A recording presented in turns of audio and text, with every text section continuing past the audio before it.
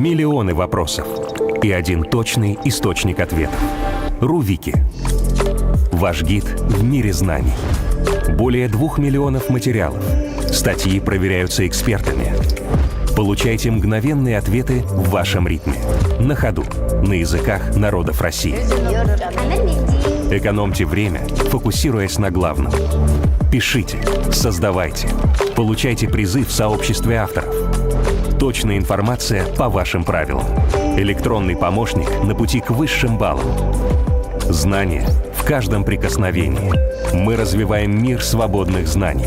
Современно, технологично, доступно, точно. РУ-Вики. Интернет-энциклопедия. Знаешь, где узнать.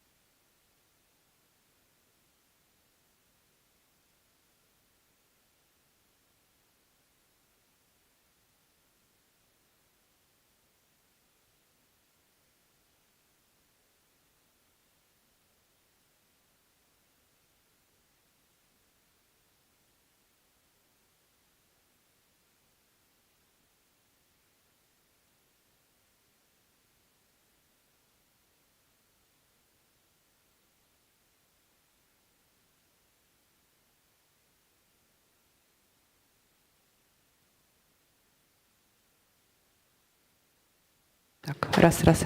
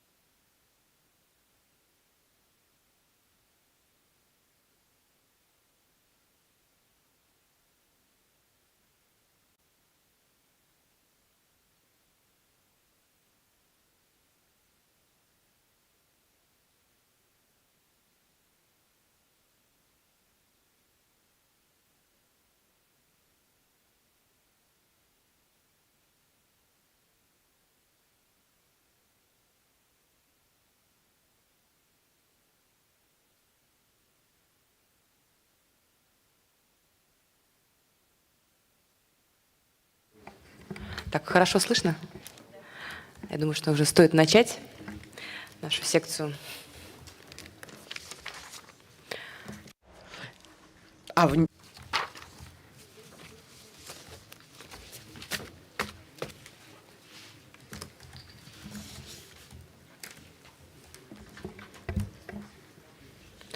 Уважаемые дамы. Dear ladies and gentlemen, we are happy to welcome you at our section. Assalamu alaikum, dear Tatarstan, Kazan, which has been inviting us for many years, our international section to the region of Tatarstan. I wish all of you a pleasant participation in our section, and I'm expecting a large number of questions from entrepreneurs and the businesses who are present here and will be present at our section, so that you, using the results of our today's meeting, can ask questions, exchange contacts with the speakers, possibly establish new ties, and of course, the most important is to develop your businesses successfully, and not only in our region of Russian Federation, but also beyond it. Today, our section is dedicated to the digital bridge between Russia and MENA region of India. We have representatives of India here. These are our Asian countries. And the name of the section is Transfer Technologies of Digital Companies into the MENA regions, the region of the Middle East. In fact, digitalization among our countries in the last 3 years underwent great changes and development, and we can see a number of foreign guests both at today's section and before our section. I was at the section of our highly esteemed guests from the Middle East, from Africa, and a huge number of questions are dedicated to our companies, technical parks, issues related to digitalization of our countries, including countries of Africa, including Middle East countries, Arabic Emirates, Qatar, and of course, today and tomorrow, all these 3 days of the forum, there are speakers from the Russian Federation Council in Digitalization and Economics, from the Middle East, from the Ministry of Digital Development, from the Ministry of Digital Development of Tatarstan. That's why it will be possible to have a lot of questions today. And the list of our speakers is not just a chance. We have here the first speaker, our highly esteemed representative from Arabic Emirates. It is Iyad Bajur. Iyad is not just a senior counselor of His Majesty Sheikh Sultan Suleiman in Zayed, in this Al Hayyan family. This is from Arabic Emirates, from Abu Dhabi. We will give him the floor to tell us about investments, about opportunities to invest into the economics of Arabic Emirates, about technical parks, state programs, support measures of foreign companies which come to the MENA region. And moreover, you will be able to ask him questions. Now, he will join us just in a minute. Our highly esteemed entrepreneurs will translate our speech, and all those who would like to ask him a question, just raise your hand and you will be able to do that. Thank you. Iyad, you are here. We can see you and hear.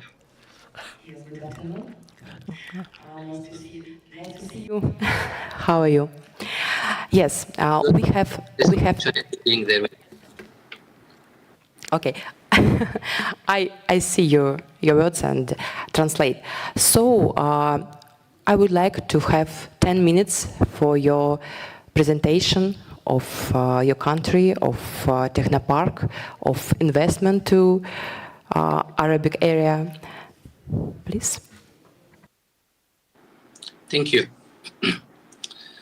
I'll start by asking you please to close your eyes and imagine an idea. You have a bold idea, a startup in fintech, artificial intelligence, clean energy, any type of technology. Do you want to scale it fast? Do you want to access the global market? Do you want to flourish in an environment that rewards innovation? Well, do not resist that. Now you can open your eyes. That place is not far away. It is here. It is the UAE. Good morning, esteemed professionals, and good day for everyone. Today, I want to share the UAE is more than just a business destination. It is not just a business model. It is a complete launch ecosystem where technology, innovation, infrastructure, and ambition combine to profit towards global success. The digital backbone of a nation. The infrastructure today isn't just about roads. It is about digital highways. The UAE invested strategically building an unmatched digital foundation for innovation. Look at Dubai Internet City. Look at Dubai Silicon Oasis. These are smart zones equipped with gigabytes of internet, secure data centers, and R&D hubs. They remove costly barriers for startups. In Abu Dhabi, Hub 71 is not just another co-working space. It's a deep tech ecosystem. It offers mentorship, ventures capital, and over 2 billion in committed funding, helping companies to scale regionally. And when it comes to cloud coverage, the UAE is strong, near universal 5G, AWS, Azure, Google Cloud, which means that any business launch here can scale globally from day one. It doesn't need to wait. The powerful examples that I'm gonna give and put in front of you. The company that is Careem, it started in 2012 as a business to ride-hailing app. Using the UAE digital infrastructure, it grew up to be the region's first unicorn. Acquired by Uber, it was acquired for $3.1 billion. Today, Careem is a super app, transport, food, payment system. Another business model, Noon, founded in 2016, a $10 billion in e-commerce giant. It is already right now piloting autonomous delivery vehicles, expected to cut last mile cost by 50% by 2027. And Yango, an international ride-hailing and delivery platform. It chose the UAE as a regional hub by using the advanced AI, the smart logistics, and the favorable regulatory environment. It expanded so fast and built a sustainable presence. The infrastructure builds the road, but innovation provides the vehicle. The UAE has positioned itself as the forefront of an AI and deep technology. It created the first ever Minister of AI. We have a Ministry for Artificial Intelligence and backed this with a clear strategy. So it's not only a ministry, it's a full strategy for the whole country till 2031 to become the global AI powerhouse. There is a university, Sheikh Mohammed bin Zayed University of Artificial Intelligence. It drove global talent and research funding. It fosters all the AI and machine learning. AI is not just in the laboratories. It is already here. From all magnet traffic system in Abu Dhabi to the automated logistics in Jebel Ali, those are just small examples in the UAE. Emerging innovators, sees using AI and blockchains to streamline automotive retail, faster, more transparent. Sun Green H2, powered by Hub 71 in Abu Dhabi, driving clean energy innovation with green hydrogen electrolyzers.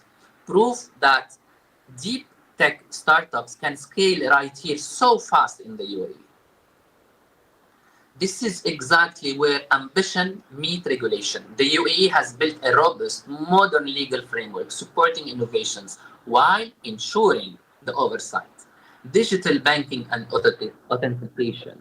The Central Bank of UAE has already set a milestone. By March 2026, SMS, email passwords will end, no more. They will be replaced by secure methods like biometrics, like passkeys, cybersecurity. Everything is upgraded. So digital assets regulation also is on the move. Federal Decree 2022 lays the foundation. It requires all virtual asset service providers to be licensed. It mandates strict money laundering and encounter terrorist financing compliance. In Dubai, we have the VARA. VARA, it is the Virtual Assets Regulatory Authority. It oversees all and custody and trading and safeguard. On the mainland, we have what we call the Security and Commodity Authority, which also have agreed licensing and compliance rules. In DIFC, the DFSA introduced the Digital Assets Law in 2024. So you can see all the laws are new laws, 2022, 23, 24, because this is where the move is. It's always moving. It recognizes only specific tokens like Bitcoin and Ethereum. It applies high standard for custody and trading. In ADGM, which is Abu Dhabi Global Market, the FSRA has been regulating exchanges, custodians, broker, and digital securities since 2018. In RAK, which is another Emirates, in Ras Al Khaimah it's called, a DAO is being built. The first free zone dedicated to blockchain, NFTs, Web3, and digital assets. It's a full free zone dedicated to that. Successful firms already operating under this framework.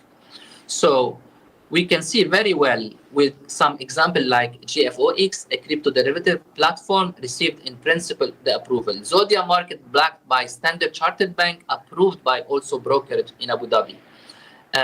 Standard Chartered has launched the digital assets custody here, servicing clients like Breven Howard, proof of an institutional trust. This is the trust UAE wants. Tether, which is the USDT, is preparing to launch a stable coin backed by the UAE dirham. Once approved by the central bank, it will be a strong signal for the innovation that we're talking about. Now, beyond regulation, the UAE actively back businesses, tax incentives, startup under 3 million dirhams in revenue. They have 0% corporate tax. Some free zones, even 50 years tax holiday. Funding.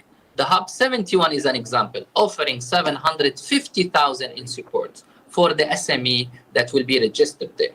Other programs, including Mohammed bin Rashid Al Maktoum Innovation Fund, the DIFC FinTech Fund, the Expo Live Grant Fund, all of them are backing up those new SMEs' ambitions.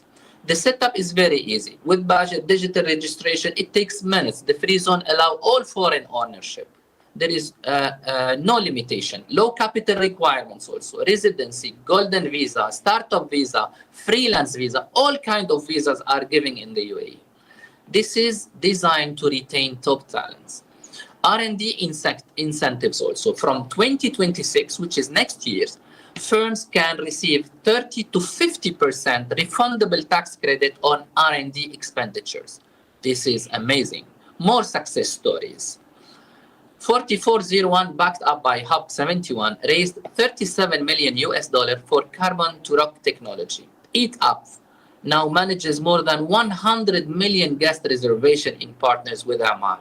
Astratech, the parent company of Botim, Resec, and PayPal, raised $500 million, now creating one of the leading ultra apps in the UAE. And the examples are so much. I'm just giving 2-3 examples from each. Why this matters to you? Why this is important to you? So What's in front of you? It means faster launch timelines, stronger regulations clarity, and unmatched access to capital, talents, and global markets. The UAE offers the speed launch in days, not months, the confidence, clear pro-innovation laws, regulatory, foreign ownership, strong IP protection, scale infrastructure, talent, capital equal to any global tech hub. So whether you're developing a fintech, an AI, a mobility, sustainable technology, the UAE ecosystem ensures your ambition will be accelerated, never blocked. Ladies and gentlemen, sorry to be long, but the UAE is no longer just a crossroad between the East and the West. It has evolved by the vision of its leaders into an innovation powerhouse. Here, ambition is not slowed in regulation, it is amplified. The ambition is not slowed by regulation, it's amplified by it. Here, policy does not lag behind innovation, it leads it. From Karim to Yango to GFOX and the coming dirham stablecoin, this nation is not merely talking about the future. We're not talking about it, we're doing the future, we're building it. So the real question is not whether the UAE is ready for your innovation, ready for you. No, the question is, are you ready for it? Are you ready for that moment? We welcome you and we need you there. The ecosystem is for everybody and definitely we welcome you there. Thank you so much. Iyad, огромное спасибо. На самом Yeah, thank you so much. In fact, it is a unique speech related to what Iyad has underlined, those issues we have discussed several days ago.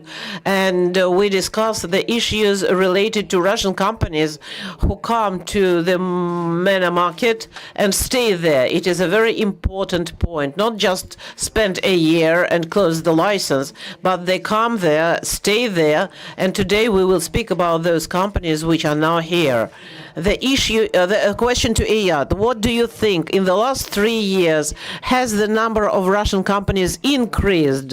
International companies who came to the MENA market or to the UAE market, stayed there and continue to develop actively, continue being integrated into the internal ecosystem of Arabic Emirates.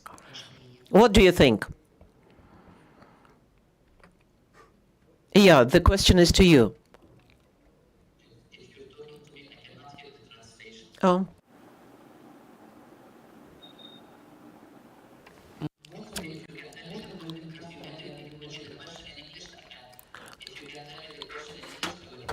Yes, I will try to repeat. Can you hear me, Iyad? No? Не выбрал канал. Нужно. Что, перевести микрофон, что ли, пойти?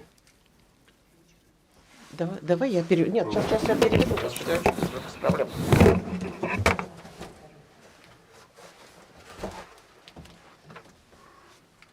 Давайте я подойду, переведу.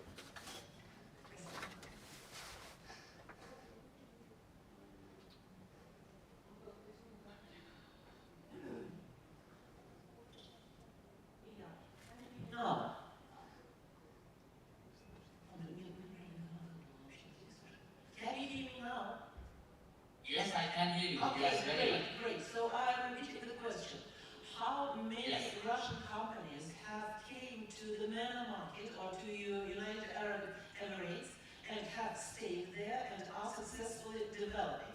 Are there many such companies? Can you please give some examples? Will give you. Over the last 3 years, we have seen a very clear trend. The number of Russian IT companies relocating to the UAE has been grown significantly. There are 3 reasons for that. The first, the market access. The second, regulatory clarity. And the third, the infrastructure.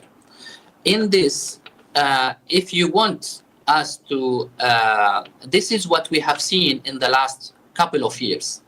Now, if you want to see and you want to know what are the priorities in those markets, we can say it.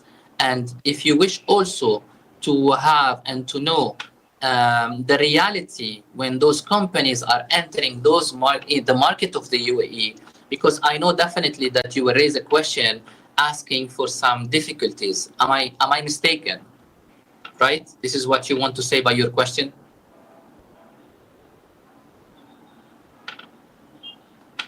Yes, of course. No worries, no worries. We can go one by one with a very short answer. Okay, so having said this, the priorities that has been set for the Russian penetrating the UAE market are 4: fintech and digital banking, artificial intelligence, clean energy and sustainability, and e-commerce and mobility. This is where we can have those 4 big pillars for the penetration. Right now, I know, and it is real and practical challenge for many Russian entrepreneurs, and they have raised that. We know this, and we worked on that and still working on this. The issue comes down with the compliance and the due diligence. Banks in the UAE are under very strict KYC obligations and anti-money laundering regulations. This is where the shareholders' income originates from Russia and takes more extra time. So 3 to 5 months to verify everything. Yes, it's taking some time, much time. But can we manage this? Yes, we can. So many companies can start opening different accounts during the process well in advance of the license renewal in the UAE. Secondly, we can choose the right bank and the right jurisdiction when you do the company. Some free zones like ADGM, DIFC work with different banks and are more experienced in onboarding technology companies, specifically from Russia, with Russian international shareholders. Because it's not only the technology, it's also the shareholders sometimes that are not speeding the process. Third, if you use also some professional service providers, many firms in Dubai and Abu Dhabi specialized in helping Russian companies prepare the documents that can meet bank expectations. It shortens the review timeline. It can be done in a very short time. And finally, you can look to alternative solution. For example, some fintech platform like in DIFC and ADGM can provide corporate wallets and digital accounts. These things can serve as a bridge until the full bank account is approved. I know challenges exist, but with careful planning, right advisors, and knowledge of alternative solution, Russian companies can and still operate effectively while the account process is underway. We want you to be there. Thank you, Augusto. Thank you, Iyad. Thank you so much. Please, question for Iyad.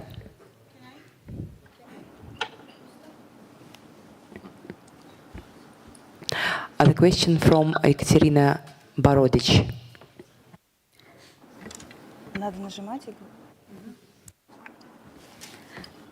Good afternoon, Mr. Iyad. My name is Kate. I represent digital first coffee shop chain, Drinkit.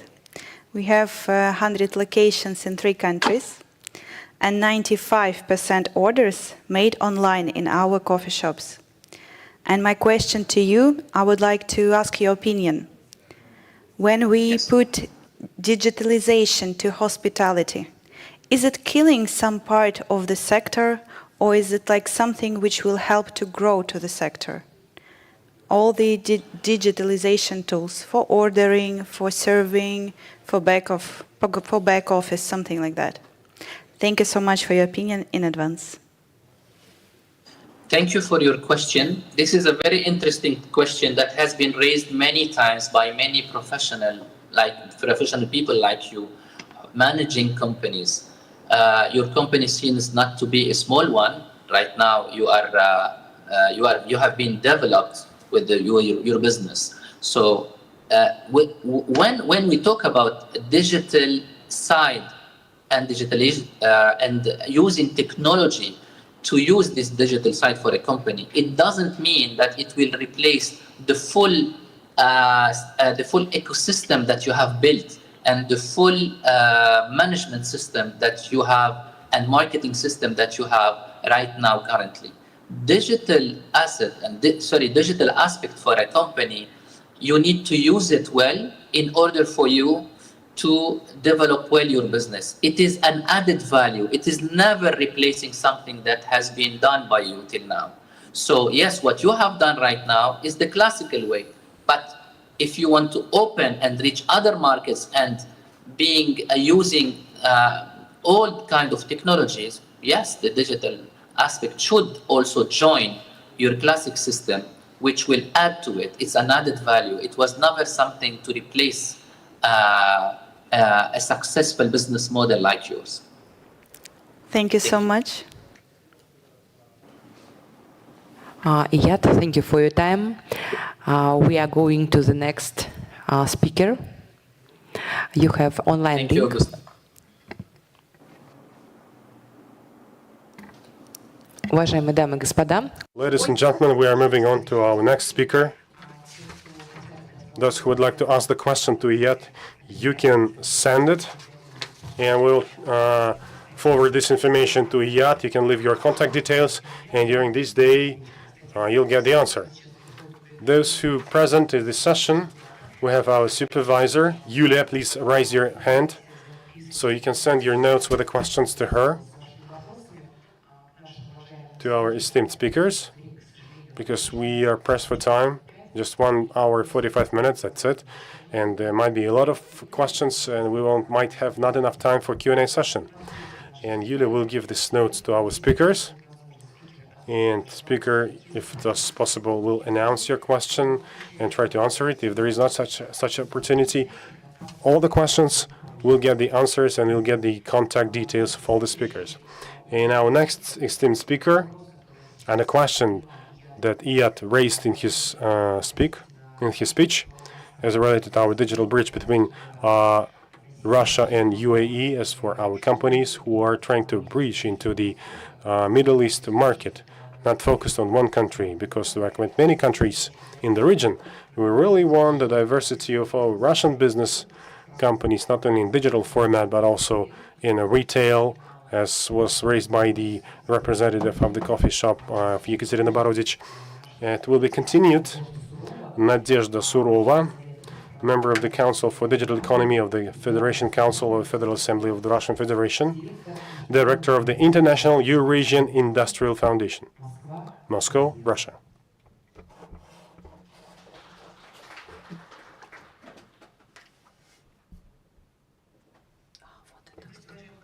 Good afternoon, colleagues.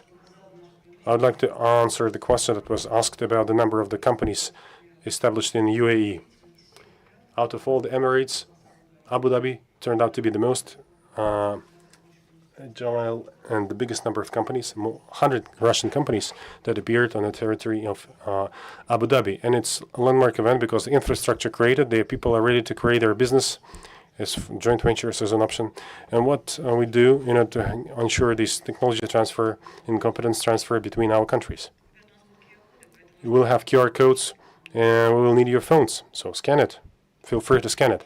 I quickly go through all the state support, and you have the maximum information. You can take advantage as part of your company operation, and Augusta will be broadcasting, so all our companies could be effectively represented in all international markets. The key QR code for us, a QR code to the major portal of Russia, which has all the areas of development of technology. It has all the money of Russia for the next 4 years. We live in a 4 years period. Since 2005 to 2030, it's our development plan. So it integrates all the areas and all the funded domains. We can see where Russia is going to invest, all the opportunities and money, and will we create technoparks, infrastructure, which will get the subsidies, and what the key rates and what spheres will be subsidized related to export sphere as well. You'll be as rich as a 1C company because it has not only the state program but also all the decrees and federal laws. The federal law that was made by 505, it's the 50% subsidized for the software. If you, as the individual buying it 1C platform, you pay half of the price. 1C company got the full price because you get it half from the buyer, one as part of this decree. Over the 6 months, 1C company got a lot of money and twice increased its client base. And just imagine they have the priority software, Russian software. You can also participate in it. I just show you the significance of our interaction with Augusta. If you start moving in Russia as part of the state policy, and you take maximum advantage of all state support. Another important slide, I put it intentionally because it's important for me. We cooperate with a lot of countries, and not only with Dubai and UAE. Germans asked, what is the strength of Russia? I didn't answer them, but I can. It's all about the basic scientific school. Major money, 5.6 trillion of rubles will be invested in the fundamental research in R&D, as well as the international joint scientific projects. It's very interesting and promising for you as a business. You might be the bridge between foreign universities and Russian universities as operators of this money in order to implement some joint scientific, fundamental, educational projects that you can implement for the interest of your company. Now, most important slide for you. Do we have business in the hall? Because August asked me to change the slide. We have one business person. That's great, and it's a man. We have the scientific elitist circles here. Okay, you will be, let's consider it this way. 7 major areas. When we design the digital economy area, we have the technologies, blockchain, IoT, Internet of Things, AI, and this year it's becoming more and more clear the money that allocated for the applied technologies domains. One of them is the unmanned aerial systems, the UAV, the civil logistics, retail, transport. This sector comprises 10 billion rubles, Russian markets. And for that, they developed a national project. It has the money for startups, business, fundamental basic research, and for education. The reason I mentioned that, because last year, actually, we have the basic budget for scientific research. It amounted to 5 billion rubles for UAV. There were small transfers, 200, 300 million for different offers, AI, CCTV coverage, surveillance, for navigation of the UAVs. Do you know how much money the Russia used? It took only 50%. We received only 12 applications, and all of them won because people didn't know that there was such opportunity that the Russia provides. And we create very nice businesses and transborder businesses along with the Far East, because nowadays all the delivery, even the medical delivery, is organized by UAV through the flying, underwater, as well as surveillance, is all organized using the unmanned aerial vehicles. Major 19 areas, it's all about the financially felt basic national projects. On top, as you can see, there were state programs. Inside, there are some national projects that are made up of the federal projects. They have the needed budget. The economy of data economy. Annually, we put the money for funding the businesses.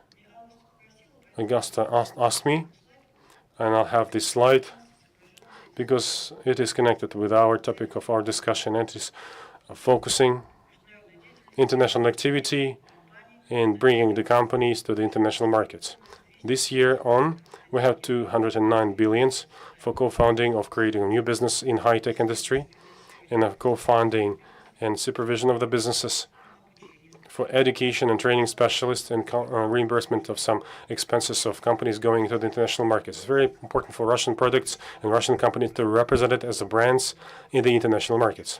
It's very important for us to have some joint programs in order to make it possible for specialists in foreign countries to train as part of our ideology, using our methodology, using our competences.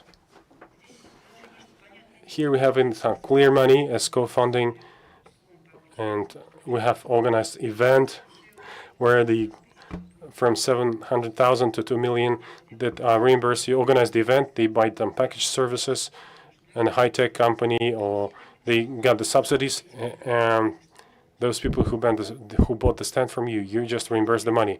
Again, you get the maximum number of money, and the people who become your residents, you just reimburse all their expenses. Let's go to my favorite. Huge money, Minister of Industry and Trade, International Foundation that I represent. The fund established by 5 friendly states as a unified marketplace. Some such opportunities that we have started with a cheap money, 2-3% interest rate, up to billion, ending up with a co-funding of major high-tech projects. This presentation I will share with Augusta, and she will share it with you, and she'll keep on working with business. I have a very nice slide. In official projects, there is the federal authorities, ministries. And in some of the ministries, there is Institute of Development. All the federal operators are put here. And they organize all the contest and bidding campaigns and competition trades. And this regularly updated all the support measures. You put all the slot that you need. You hold all the relevant information up to date in which you can participate. And a bit of fun. On the side, you have opportunities for individuals and legal entities and for our children. It's very important for our children to have needed skills and competences, so you can create the future clusters and future technologies. Here we have everything from individuals and the free of charge education training and with the big support measures. You can go to such a navigator, you can put the keyword and get the whole catalog. Dear colleagues, I'm very grateful to Augusta for inviting me, because it's very important for me, for you as a people who at this moment are becoming the leaders of knowledge, how we can use and take advantage of the state support. It's easy, it's clear, it's transparent that you're sharing your knowledge and sharing with your teams. So this international business appearing basically every day. You put it very clearly.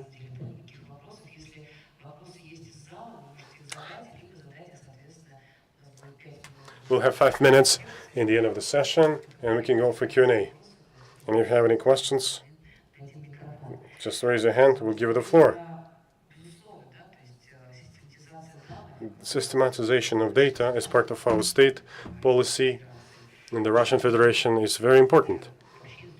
And the authorities, I'm not speaking about the ministries, who are developing important and right guidelines and procedure guidelines, so we can see our development roadmap for our business, but also financial institutions, the banks, working within certain contexts and jurisdictions and of these regulations, and they have clear understanding what should be done in order to simplify the tasks for the SMEs and major enterprises in their interaction with the external markets, exporting their products abroad, and the companies should get some profit, and that profit bring it back as tax revenues to the company. And as for digitalization within the bank systems, will be shared by our speaker, Olga Yurigina. She's the deputy chairman of the bank management, 131 Bank of the Republic of Tatarstan. And quite recently, she's become the head of the Committee for Financial Markets and Monetary and Credit Policy of the Eurasian Business Association. Please, the floor is yours. Good afternoon, colleagues. I'm so happy to welcome everyone. Augusta, thank you very much for such an introduction. Very solid and very weighty after specifically the previous presenter. And it's true, the banks nowadays changed the vector of their development and the route of their activity. Even the major banks are going to fintech sector. And it is also very vivid. When I walk the expo, we have the major industrial stands of the IT companies, and we have the stands of the banks along with them.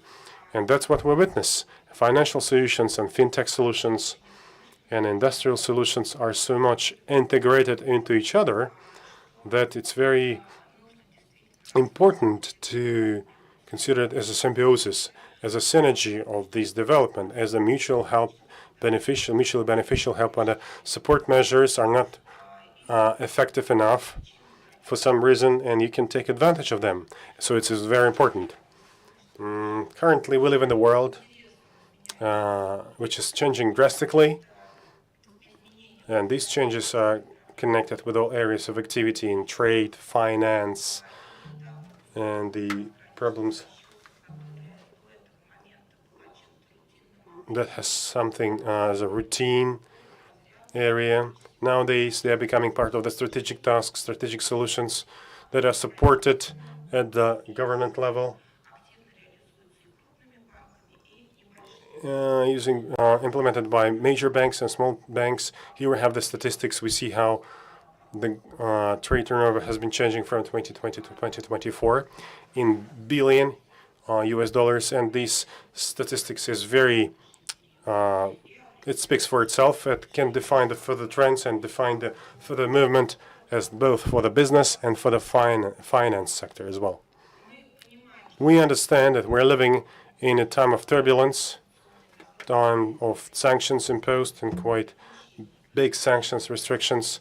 Along with that, in Russia, we accumulated the statistics in order to show the major problems and to lay special emphasis on it. We have more than 180 banks and more than 3 million companies that are not listed in some sanction list and don't have any restrictions for the money transfers and transfers, but still have some difficulties in transborder dealings and transactions, taking into account the origins of their registration. And we understand if the company is from Russia, is working for Russia or in the Russian market, this way or another, we are dealing with certain mutual transactions. The market of the financial market and the money market is changing. And here, our experts for this forum, in order to show the significance of the approaches to the transactions in unconventional way, show the statistics. And by 2025, 80% of the all transactions are using new corridors, and the major banks and small banks as well as medium-sized banks started using different options and different alternative of going for these transborder transactions. And I divide them into conservative. The banks, specifically those that are not sanctioned, that are not under sanctions, they're looking for new counter agents, new corresponding banks for direct transactions, but such opportunities are quite limited for these. Some novelty solutions. It is specific for some small banks, and we as a 131 bank taking advantage of such solutions.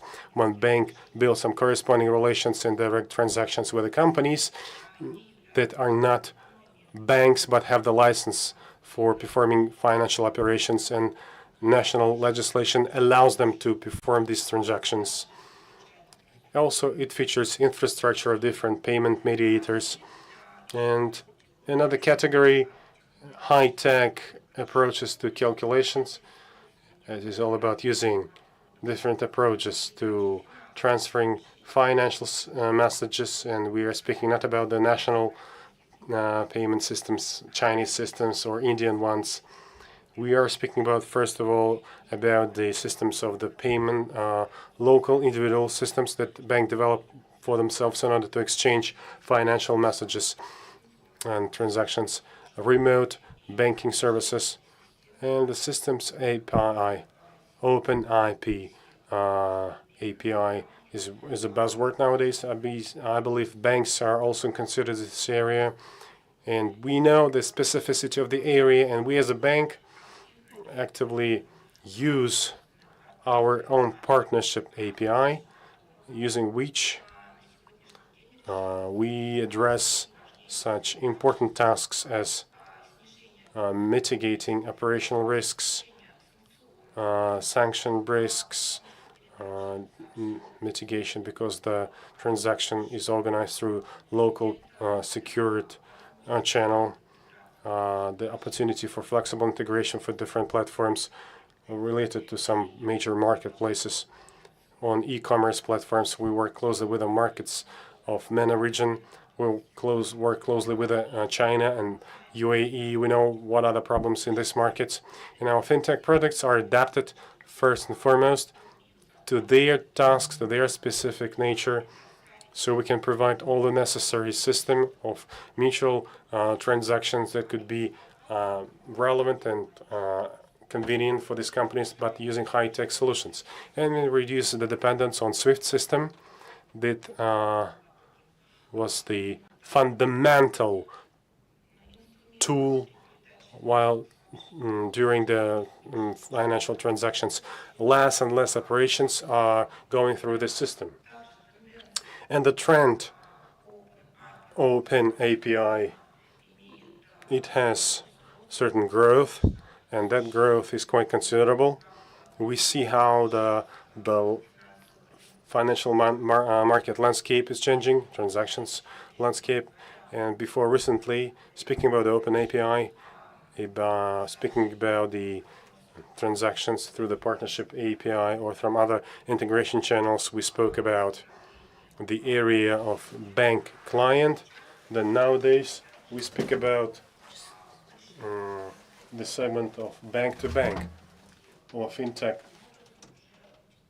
And the category of interaction using the API is reaching the global level. And it's very important to say here, the financial market and different transaction corridors will never get back to what we used to have in 2020s or 2021. We'll see the new further development and new ways of digitalizing it. We'll find new companies because we're going along the vector of the transaction corridors is moving from the credit organizations to financial organizations, and we're specifically enhanced by in the fintech with the licenses, some partners from MENA region. And the regulator gives all the necessary support because it supports both open API and using the partnership API. We have 33%, according to FinTech Association, are using API, both in their production, in their relations with the banks.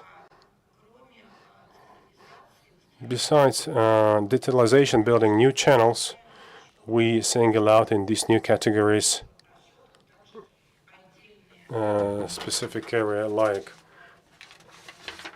our national currencies project. This project has been launched in 20 countries, and Russia is no exception. Is in the nearest term perspective, will launch regulatory obligations to provide to our clients and to our marketplaces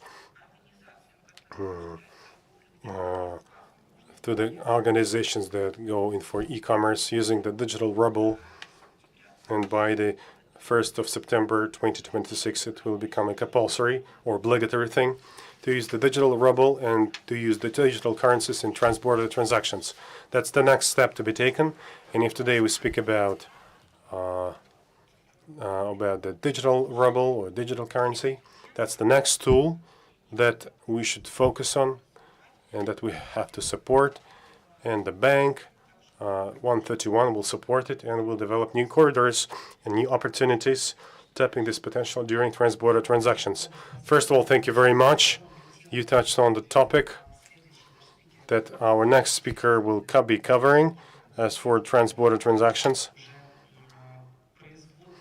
It's another derivatives. It's your partners and your clients that currently, well, we don't have the digital ruble yet, and we do not go for these transactions at the new stage. In that case, it is facilitated payment service providers.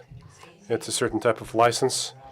Specifically in the United Arab Emirates, they have the special economic zones, which that provides the license, grant licenses to entrepreneurs and businessmen working in this payment service provider area. And we have a representative of the company, Ilya Lavrov. He is the founder of the payment service, the company that is implementing these projects in a real life, and the clients, some individuals, can pay for their purchases. It could be tourist sphere or the retail and our FMCG market services, and the Mir card can work here. They're aligned. So, Ilya, the floor is yours. Thank you very much, August. Everybody, good day. Can you please tell me who in the last 3 years faced the issue of payments abroad? I thought that there would be much more people. how do I manage the slides? Good idea. Thank you.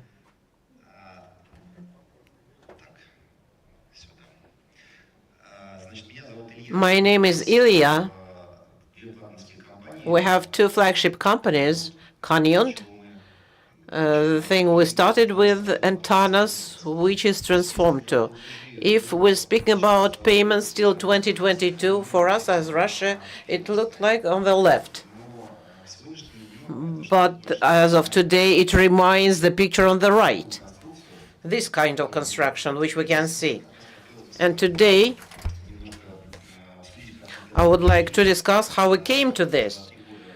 What happened in these 3 years? A lot. And maybe try to make up what is going to be further. Okay, we started with Turkey. Turkey is a financial logistics hub, so we served Russian importers on the procurement and interest of exporters of bringing back the currency revenues back to the country.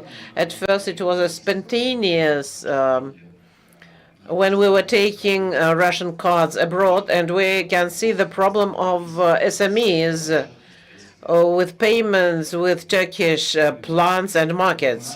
And we started with such solutions when we put the payments by Russian cards in Turkish sales points for SMEs.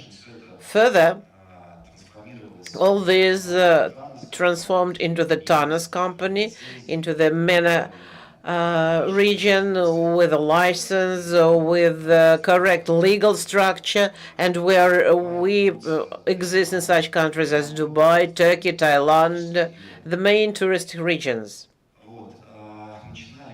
We started with quick payment when the tourist was shown the QR, and our task was to take this ruble and to make the payments with foreign traders. The process is not different from what is called VEDA, but in the first case, it is a legal entity which pays us the ruble, and we have to pay with the foreign partners.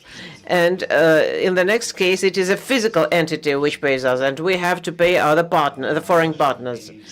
Then we have such products as e-com, taking the cards, and now you can see in the large foreign hotels the network of soft POS technology, when you can just tap the card to the mobile phone and get a service or a good being abroad.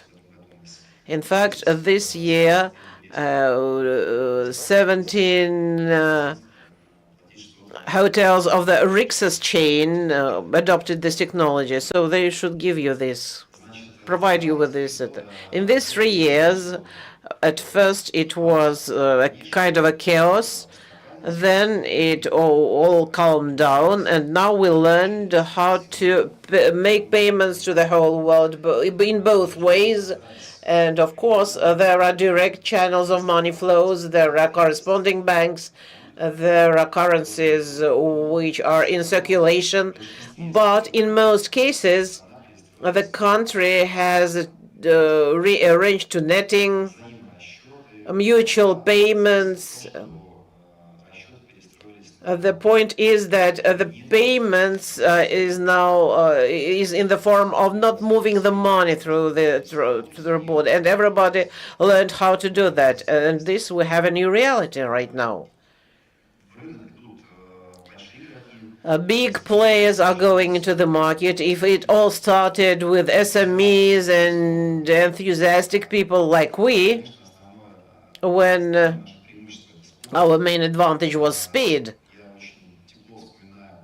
I recollect the time when we started, as we have a lot of drive and strive. And of course, there were some commercial wishes, but it is pleasant to understand that you are doing something good and build something useful using this chaos. Now, all large players are looking into this direction, and sooner or later they will learn how to use it. And we, as a fintech company, are always playing something like supply hide and seek. We are quicker, we are more flexible, but we cannot compete with them in the future. At the same time, the constructions which we developed for these 3 years, they are working, but they are rather vulnerable. So here I showed how it looks like right now. And there are various risks, sanctions. Just imagine a Russian citizen who is in the Emirates buys a ticket, or Turkish airlines, and paying by the Russian card. You must understand whether he has violated any payment regulations, for example, of the country where he has got the service.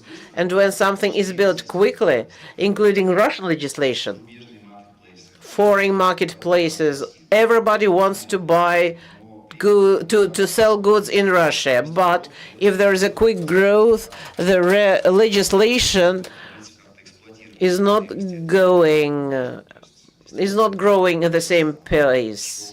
For example, well, we have to see whether all levies, all taxes have been paid. It starts being controlled on the one hand, but on the other side, we see the risks from every side for this construction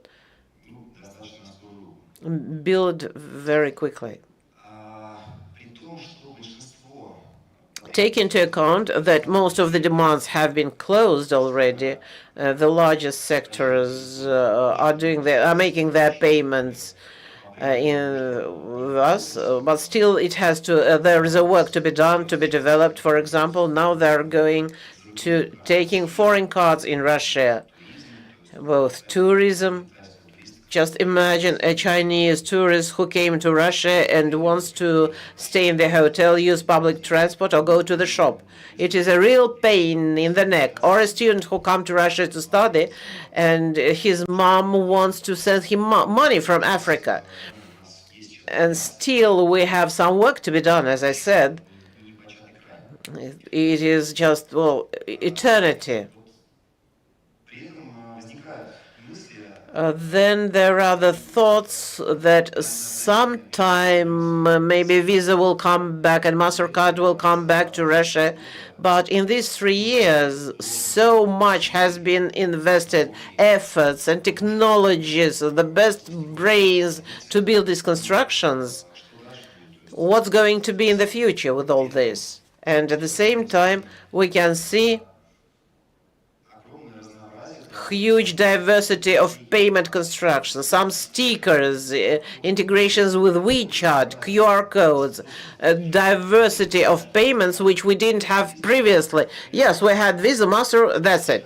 Now, there are very many ways of payments, much modern and much advanced, for example, using the Visa and Master. That's why it is very interesting what result it will bring us. It is very interesting what's going to happen in 3, 5 years or 10 years. We must just think over this. Thank you. In fact, Ilya, thank you so much. Technologies will stay. It's not the fact that there will be international providers, payment systems. Maybe we will develop our system, MIR system, that will not be surprised to the example you have brought in the very beginning, how to use MIR card for payments abroad, for accommodation or hotel or whatever, some excursion or some things in any other country outside Russia. We must not be surprised because new technologies which are going ahead and such companies as yours are working on tasks which cause problems to our customers, and they have several cards of several providers, several services. Now we can have it in one phone, can just touch the phone to the terminal and get the result. Now,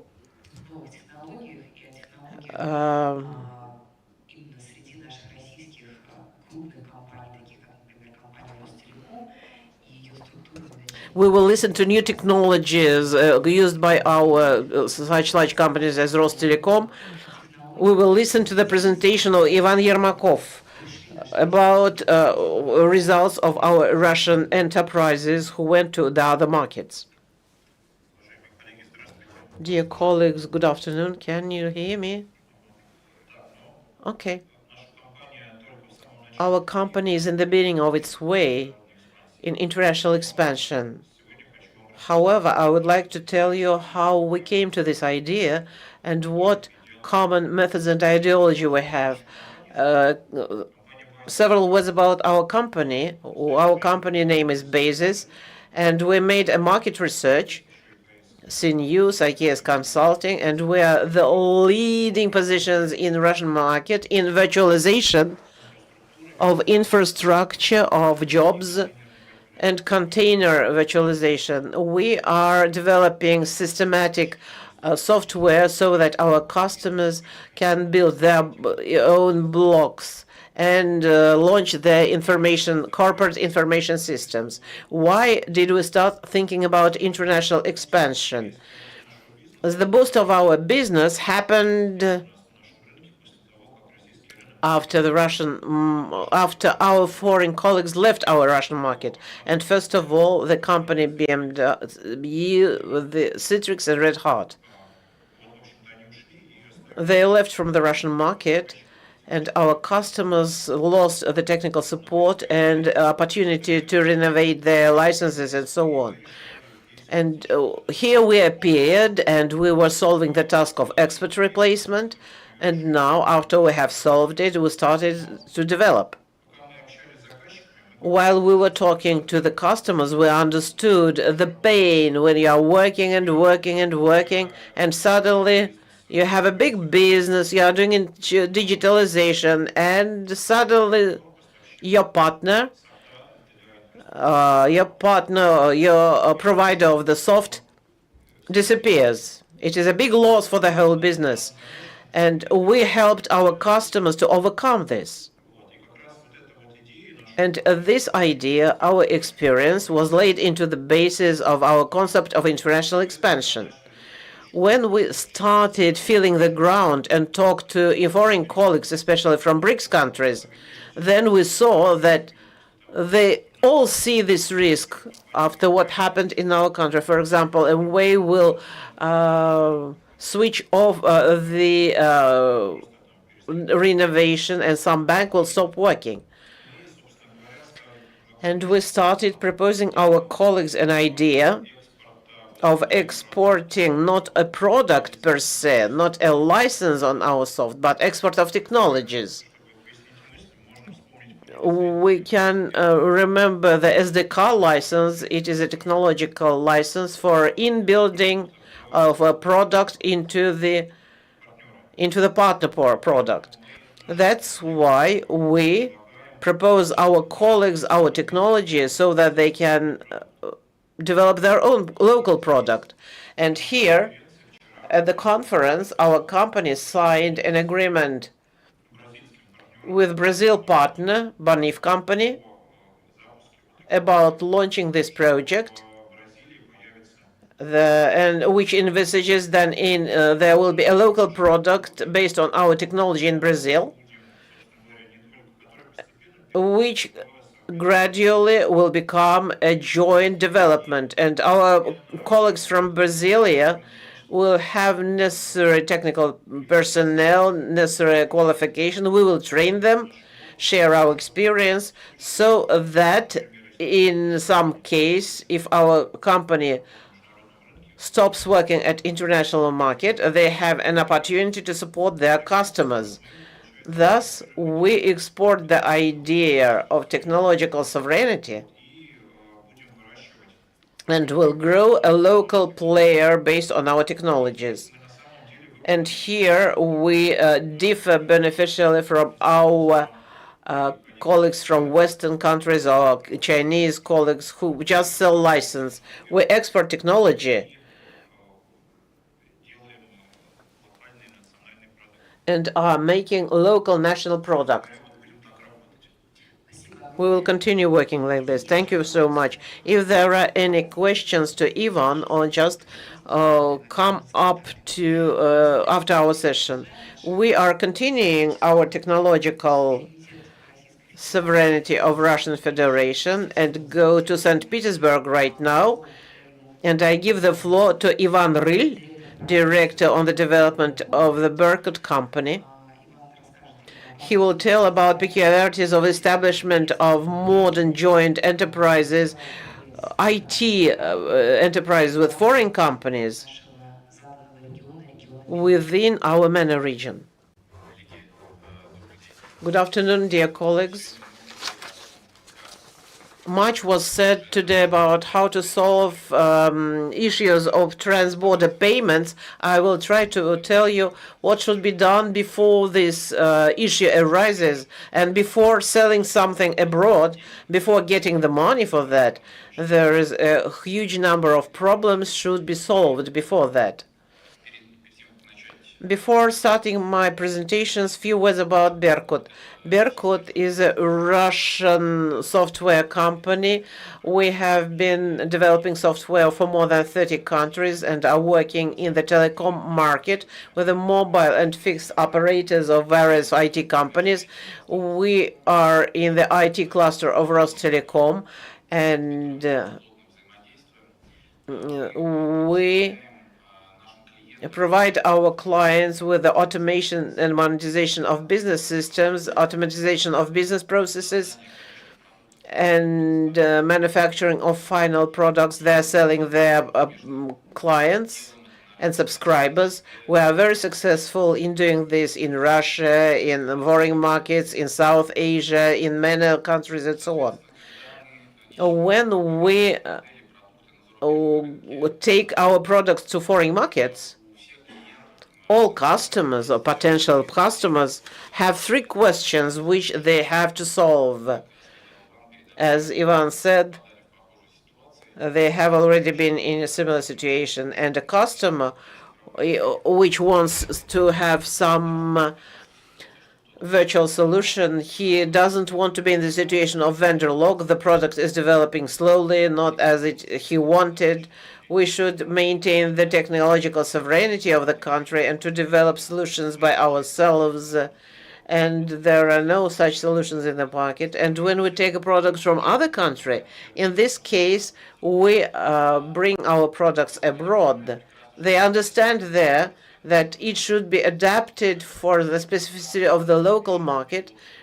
For example, the translation of documents, commentaries on interfaces, because many companies stumble on this. And we in Berkut, similar to our colleagues from the bases, came to a conclusion that the most efficient promotion of our products is a joint venture or partnership development project or manufacturing projects from zero. It is beneficial for all sides. Our partner gets the access to mature technologies, to platforms which Berkut has. We are, as a company, come and think that this is the foundation of every successful business. We, as a company, have been doing this, not just the products. We develop the platforms based on which we can create any products which can provide services to our final clients, which can automate business processes, and we developing our solutions automatically solve a lot of tasks which any program that is localizing products is facing, because they have to solve the issues of how to create these products, how to develop them, how to solve issues of logistics, of administering. Our tools are the already tested drives and then can work at a very high load because they have been working for a long time with telecom operators, and we know that their requirements are very strict. So we our solution and platform bring to our clients, and using them as a foundation, we can quickly bring the products to the market. We don't have to develop anything else using the scripts and codes. We can launch the product to the foreign market in 3 months and a half. We are also interested in sharing our experience with colleagues. We are very transparent and propose a distribution of responsibility zones. We present an integrated product in foreign markets, and our colleagues are happy that we provide our expertise. They invest resources. We provide also technical support, develop our platforms, and create the complete team which develops and grows the product so that it works successfully in the local market. Moreover, we are trying not just to create a product on the local market to transfer the technology and stop with that. We try to provide the work and of this product in the market, because we are trying to scale up this product for further markets. And this single team of the development becomes a single center of competencies of the already made product and promotion of this product, not only on the local market, but beyond it. We have a sufficient number of platforms which we use. We have platforms OSS, BSS, which use independent components. For example, terrifying drives, billing drives, the drive on or managing the orders, processing services. We invest in these technologies which make it possible to convert one stack into another and not just to rewrite all products starting from scratch. That's why we are going away from legacy systems and legacy technologies and can organize a necessary joint venture very quickly with a partner. So that they can launch their product in the market. We will give them all initial codes, all our developments and expertise. And as I have said, we provide the complete cycle of development of the product. The number of tasks which do not require coding is about 40%. We can quite quickly, with the script, launch any product which does not require any expensive developers, and that's why we decrease time to market up to 3.5 months, which makes it possible to launch some products very quickly in the market. That's all I wanted to tell you. Thank you very much. Thank you very much. And now we're moving on to a quite interesting sphere of retail. And I'd like to give the floor to Ekaterina Borodich.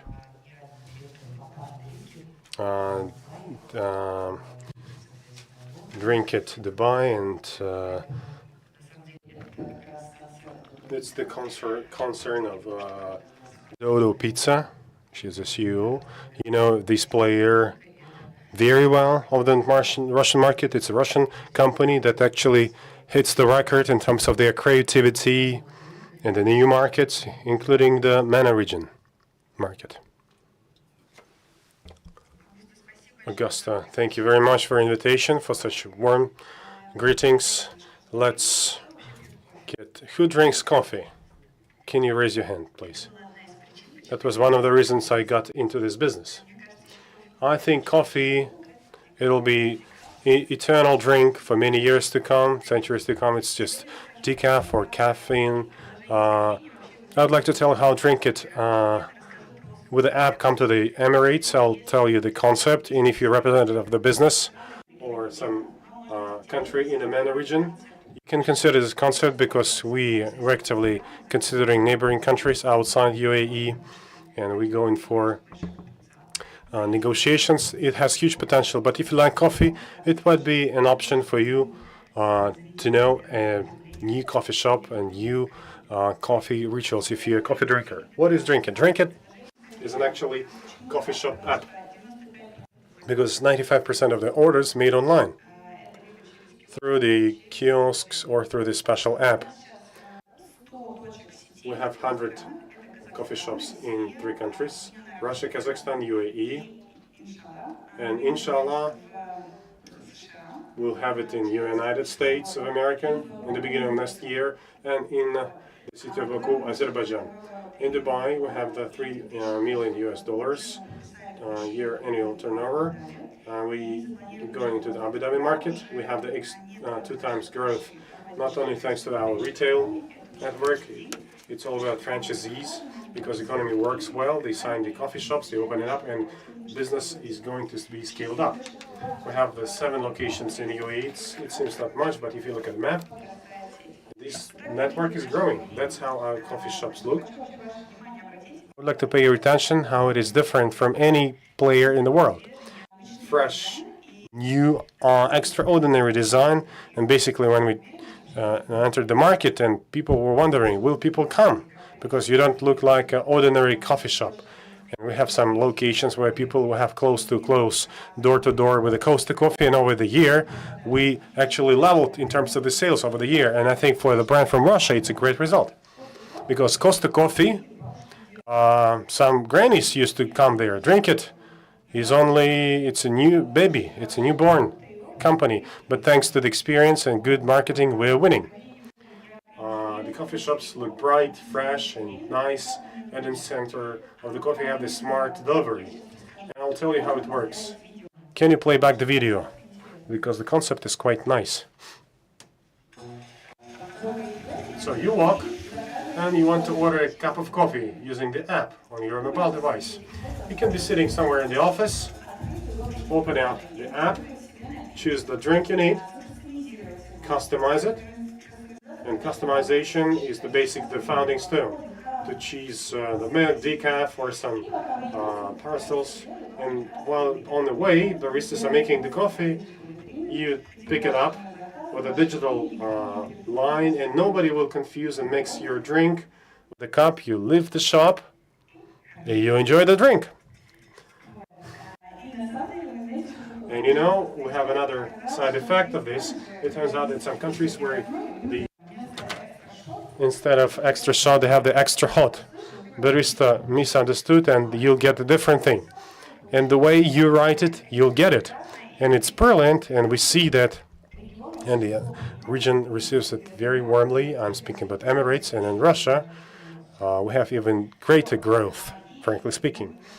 And going back to the topic of technologies, MENA region, we have the full digital cycle. We have the order, the payment, and delivery. It's all digitalized. Basically, all the transactions move to the technological side. It's done through the technology. And, everyone said that we're crazy. Everybody want to talk to barista. Everyone to order the coffee, having this face-to-face communication. You can go through the app, kiosk, and from barista. 95% of the people choose online orders. So it turns out that people don't want to discuss it. They want it quick. And as for the customized orders, half of the orders you can change the milk, less ice, more ice. And the younger generation, 20 to 25, it's some basic needs for them. They understand, they feel it, they understand what they want, they would need. It's critically important for them to implement them quickly in the wink of an eye. And technology gives us opportunity to quickly test a hypothesis. We want to start a new sandwich, for example. And through the AI, we generated some picture, go for the recipe with the supplier, put it in the app, put it on the first shelf, so it could be seen by all the users. We see the conversion, we see the payback. And in 3 days' time, we got the idea. We have the high frequency for the coffee shop, and the data is collected very quickly. Then, as for the challenges, if you want it or you want to, just like with a wedding, you multiply the budget, you can multiply the timeline as well by 2. You'd better plan it ahead rather than face some negative situation. I got used to cultural nuances. It's building the trust. Unless you build it, unless they understand that you can be trusted, it will not work. In different cases, it took from 6 months to 12 months, sometimes even bigger and even longer. I've been building it for 3 years. In some cases, you have to be very committed and persistent. As for the regulation, we spoke a lot about the banks. Please create some solutions for us. We really need it, desperately need it. We fully support it. And reputation is very important. And as soon as we have the first results in the market, the attitude changed drastically. When we proved that we can be successful, when we didn't leave the market in a year, it was also a very important achievement. Speak for itself. So plan it thoroughly and be ready to plan. I will skip some information about optimization. You can read it further on. Another important thing, in my opinion, in the MENA region, specifically in Dubai, in a big city, you can come with a product you have in Moscow, frankly speaking, and then you can upgrade it. But in the long term, as a Steyr company, it's very important to build a reputation, respect the culture, and put bold bets on the flexibility and technology. That's it, what I wanted to say. And I would like to tell the story about my Telegram channel where I share and I'm going live what is happening in the business, real numbers, real cases, how I stole managers for leasing and rent, when I push some deals, some bargains. And if you join it, you will enjoy it. There is a tag, a story in Dubai story. Go ahead and read it. Very good narrative. That's it. Thank you very much for your attention. If you have any questions, I'll be happy to answer.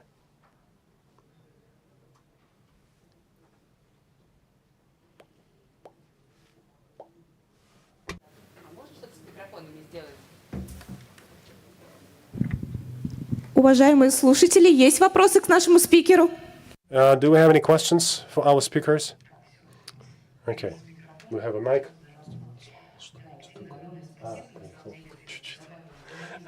You put some dynamic pace. You push the pace, push the tempo in our session. Thank you very much. And our next speaker will keep it up. This initial part is for innovative system in the industry, FMCG market. Akil, Mohammed, the floor is yours, please. You can go here and speak from your spot.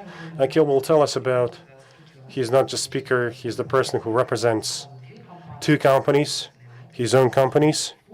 There's foundation, you can tell a few words about that.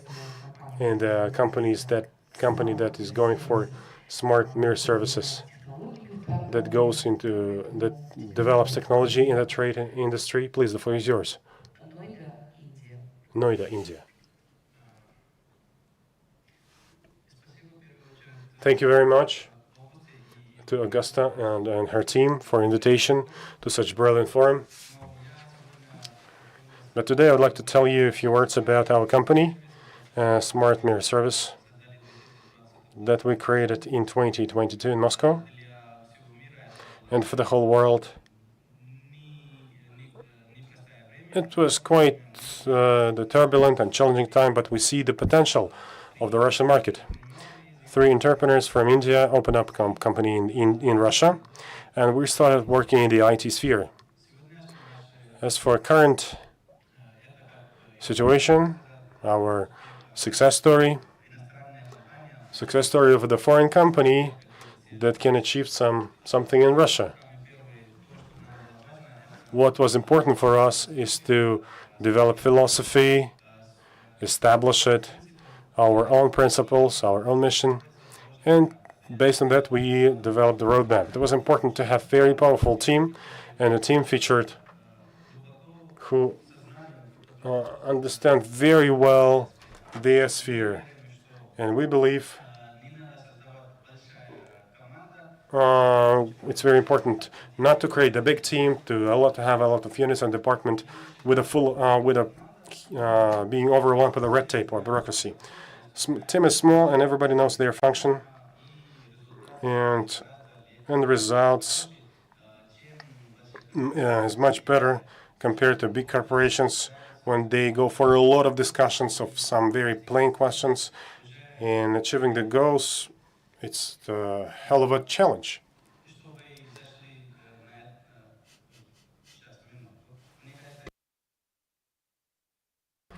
I think that's the wrong presentation.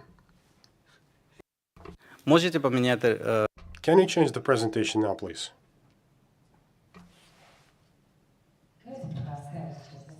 Let's keep the first page, because we have 2 days he's been performing here. Today and tomorrow. But as a result of our forum, I'll tell you, of the session, I'll tell you where you can see tomorrow. Can you go to the 19 September folder? Акил, пока продолжайте. Сейчас Да. Akil, you continue, please. What we do? That's the major question. We provide services in the IT sphere, so the companies can go in for digitalization, starting with a plain thing, with a corporate website or some marketplaces, then with a minimum coding and with a maximum on-demand, with the customized solutions, some organizing and business processes, automation of these business processes, social network management, SMM, advertising in the Yandex platform, support in Ozone libraries and other marketplaces. We have clients not only in Russia but way beyond, with Russian and foreign clients. As for the foreign ones, we have a company that is doing recruiting, Shell Consultancy. It's an Indian company that's working around the globe, providing the workforce even for Russia. They have a lot of clients in Russia. And we developed a platform for BRICS countries, youth media platform. Besides that, in the Russian market, we have the major pharmaceutical company, Sheles Pharma, and a number of their products, Ibuprofen, Revolgen, Raincoat, and some other medications you can find. They're quite demanded, quite popular everywhere. There are companies that are doing for textile industry, the garments production, and they're importing Indian products. We also provide some IT solutions for them. And besides that, there are some businesses, coffee shops, restaurant business. We also developed some solutions for them. There are some deli, restaurant, kebab, sushi. It's like fast food chains. And some other clients from St. Petersburg for the air flights, the air tickets. We develop some solutions for them and get some achievement, what we created for us, and we share them with others. And if we look at something else, besides IT development, we also brought Indian goods for the home decoration. We launched the brand via Decor.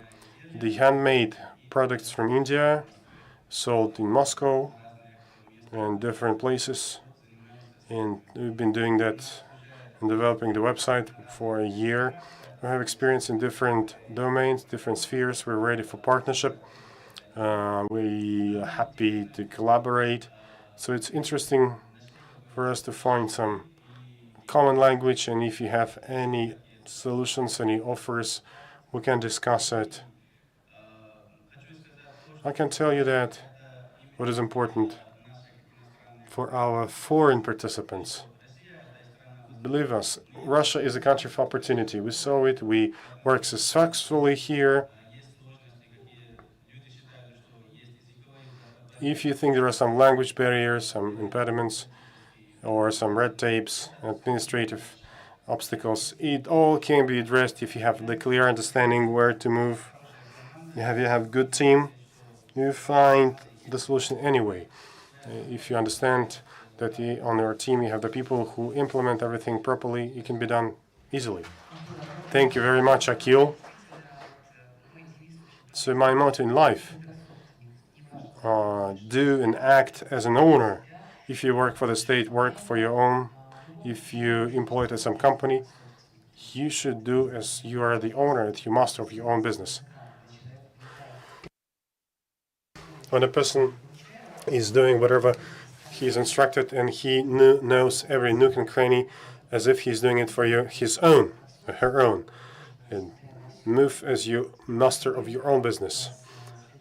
And another good example, and our speaker, next speaker, Anastasia Kim. She's not alone. She has got her team. Anton Suzemin. He'll be moderating one of the sessions for entrepreneurs, our Russian companies who successfully, and actually they launched and they're breaking into the market of the MENA region, marketplace, v.iae. Please, thank you for coming. Thank you, Augusta. Good afternoon, everyone. Guys, can you tell me, please, who's got the business working abroad? Do we have such cases? Great. And who is planning to launch it? I'll ask the questions. We have the speakers among us. I will ask for the whole team. Everybody's going to do that. Then I will put a special emphasis on cases that we had to deal with and share our 4-year experience of launching the product. My name is Anastasia Kim. In entrepreneurship, I've been there for 4 years. Before that, I worked in Yandex. I've been developing such services as Yandex Delivery and Yandex Market Analytics. And 4 years ago, I started my own journey, and quite challenging. It was a rough sea journey.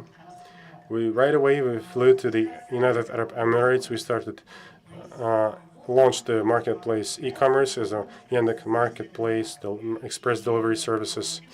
And 3 years ago, in that market, there were no players that go for the quick delivery of non-food products. And we started with this sector. When we launched in that market, we considered whom should we take on board? And we interviewed a great number of people who work in local companies, in e-commerce, and technological companies, and know the market very well.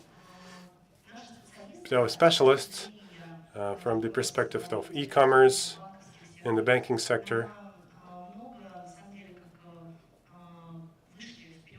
they advanced, and we realized that it's better to take the Russian experience to that Emirati market in order to bring the service, and that's what we put the bold bets on. But to develop conventional retail and with e-commerce, we're developing our warehouses, and we didn't do that because the Emirati market is rather small, and it was easier to offer some platform technological solution, and we put the bets on it, and it worked well. I'll tell you the story of 3 cases that we launched: e-commerce, asset light platform solution that we sell to the banks of the Central Asia, and the third solution when we, as a super app, Yandex Go format, moved to the format AI personalized women ecosystem. As for the team, tomorrow we'll have, together with Augusta, my colleague Anton Suzemin, we'll have the format of the business battle. It will be nice and spectacular to watch. We're moving quite intensively. Over the period of 3 years, we built e-commerce ecosystem. We attracted more than $10 million of investment. As a result of 2024, we were ranked Forbes top 10 most promising startups with the Russian-speaking founders in the market. And we went quite a long travel, but we went not along the classical e-commerce project, but we used the platform route, platform way. And over that period of time, we attracted partners. We launched aggregator of the delivery service that integrated 8 courier companies in the local market and gathered access to 30,000 couriers or delivery people. We got some people who joined our team, and we started 2 websites, 2 apps in mobile version in the Russian, English, and Arab languages. We didn't take the conventional marketplace format. inviting million sellers, or we chose different way, target plus American model. When you choose your top target metrics and you connect through the invitation, only those sellers that have high ranking and needed range of products. We put a bold bets on some frequency delivery, people who buy quickly and repeat it several times a month. And what is the category? 60% of the categories, that was the beauty. The cosmetics, which is quickly running out. And we started with the checks in $20 and we raised it to $38, and primarily quite medium size, and quite recently we have such players, Russian players as Polaris, Ascona, in their direct stores and the small warehouses. There are two of them. We're using as sorting centers. We're not storing the mattresses there, but there is a flow of the pillows and turnover of the pillows and other accompanying products. Partners going to the Russian market. They come to us first of all, and we launch a joint company with Vkusville, with a great number of beauty industries, the Korean brands, Chinese brands, and with the Russian market and CIS countries. We went to the platform solution, and it was a very good solution, investing more than $6 million in development of the e-commerce ecosystem. We developed such system based of a number of sections. First one, B2C consumer. It's about the marketplaces with the opportunity of delivering the orders. We connected our aggregator, our logistics platform that integrated 8 delivery companies and started different types of the retail P1P, P3, P2, and rebate seller, where some frozen products that we delivered, not ourselves but our partners who use our platform. And thanks to the solution, in the beginning of this year, we received a request from many banks, and as Olga said, the banks going from the classical model in such quite technological story. In the Central Asian banks, Luddi, Uzumai, Tinkoff, Sber, who build their ecosystem. And they understand that the biggest share of the turnover and money is in the goods segment. We're constantly buying something. And the banks, they have two ways to launch over the number of years, accumulating and assembling the team. Not everybody is ready to go to Central Asia to launch their own individual unique solutions or to buy the ready-to-go platforms that work in this context. And it was a big revelation for us because we received the request from the outside. It was not incepted by us. So we started the next direction in a B2B platform, where based on our marketplaces, we give the opportunity to launch a white label platform or B2C solutions or B2B products in such a platform. And going to any markets, entering any markets, it's something must have. And go into digitalization and build platforms, no matter if you go for offline business, how you can scale it up. Then the technology could be easily shared with and provided in any market, and going for localizing of these solutions. Initially, when we launched it all 3.5 years ago, back in 2022, in the market of Emirati market, we planned to start with an e-commerce marketplace, but then building such an ecosystem of super app in order to monetize the clients, because the cost of attracting in Emirati is rather high. In UAE, we tried to reduce from $38. We started with a 64. We reduced it to 38, and finally we reached the level of $7. LTV per client exceeds 10 times indicator, and it's very good result thanks to choosing the specific niche, specific sector, and 70% of our audience are women. As beauty industry, Beauty Plus, which is highly popular. We plan to launch the format of such super app. And in the market, there are some solution as a Karim. It's something, it's an equivalent to our Yandex Go, and our people, they started Yango, and they put the focus on so ride, tech, delivery, taxi, cargo. That's something that they launched, and we realized that we need to go to such a fine-tuning of this solution. And in the beginning of this year, in the 5 markets, UAE, Kazakhstan, in India, we started a unique solution, AI super app for women. And here you see the concept, how it will look in 18 months or in 24 months. So it's aggregation of solutions that are quite frequently used, but they are based on the level of personality of a person, where you understand what exactly you want, what are the goals that you set, and the app knows your goals based on the business and the personal life and creativity and the family issues, and it provides you some personalized recommendations, some selections, and it's new way of consuming. Because when we open up classical, conventional platforms, we see the function to order, to go, to buy, to travel, but they are not personalized. They track your previous request, but they don't see what is reverberating, resonating with you. Because when we surveyed 1,000 women requests, we saw that number one way of stress relief is shopping. Not because we need all these goods, but because that's the way we decrease the anxiety level. It's the way to dopamine.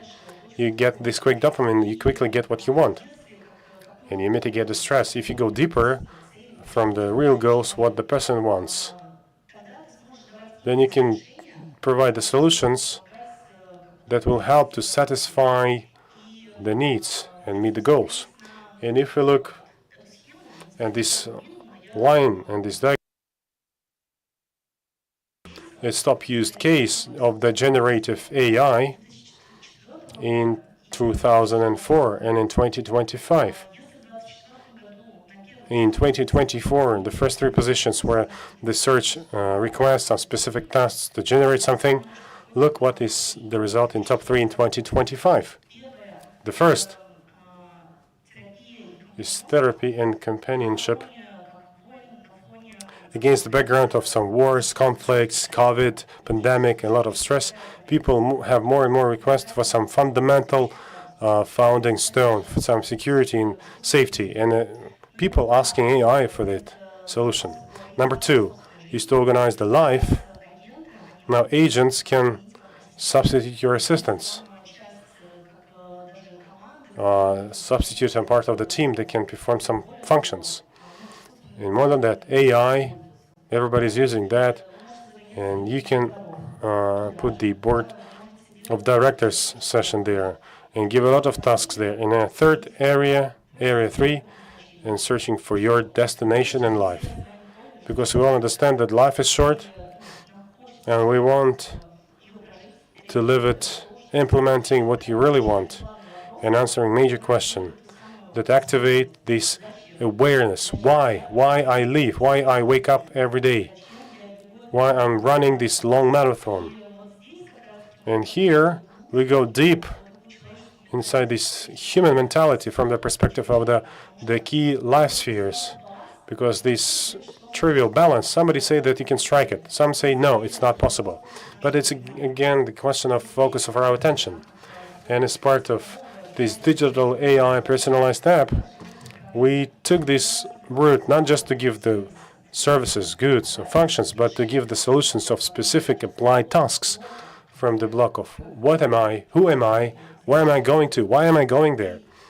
And the key question that are most difficult, and how I can reach it, how can I get it, and what steps should I take not to give up at this long marathon. When you buy this ticket to the gym and you attend it's 7% statistically out of the 100% of opportunities you have. And so we create tools through different mental types, provide them personalized solutions that will help not to give up, that will allow you to keep up and reach the goal First outline, identify them, and finally achieve them. That's the format of the ecosystem that we see will be more and more appearing in the market in the next 10 years, and many companies will switch from the function into personalized story. And what is important,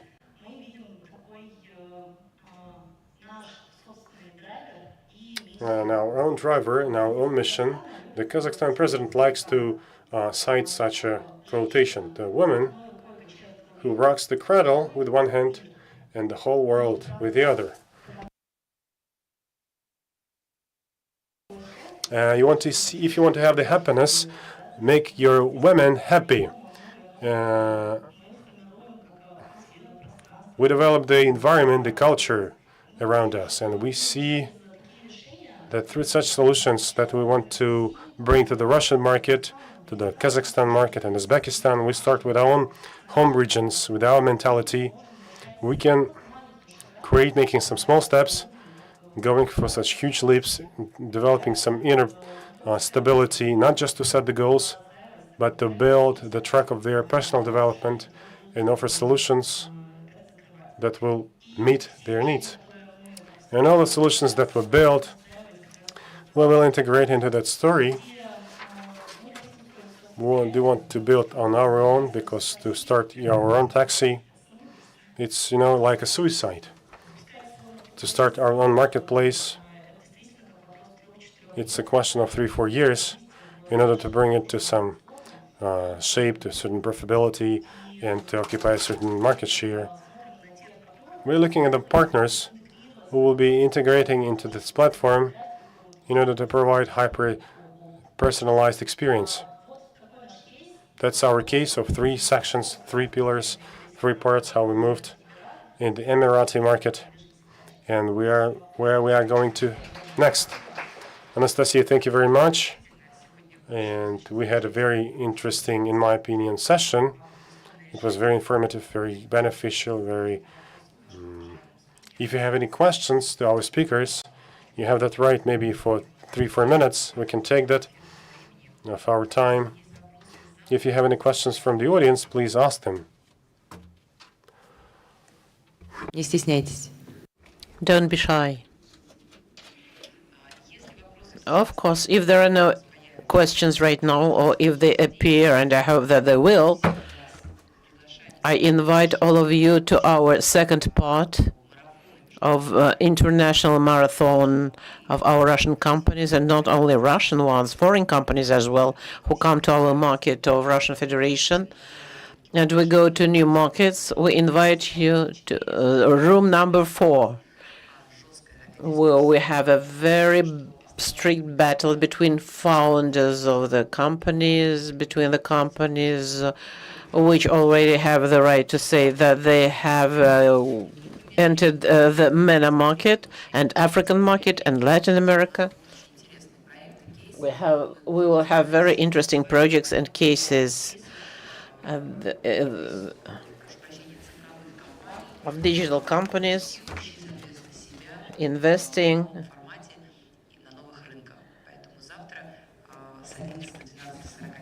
from 11 to 4. We will not have the translation from the point of view of translation, but there will be an interpreter with us. That's why our foreign participants will be able to attend it, to ask the questions to the participants of the section. And I hope that it will be very interesting. Tomorrow, 11 o'clock, room number 4. We are waiting you. Thank you very much to my speakers. I hope that we started this marathon not by chance, because Kazan is a digital region where, first of all, they test new projects, where they have technical parks, have a separate city of Innopolis, where there is a corporate university, companies are developing. That's why invite us. We will be happy to be here again at the wonderful land of Tatarstan, Kazan. See you again. Bye-bye. Можете подойти ко мне, взять программку нашей завтра.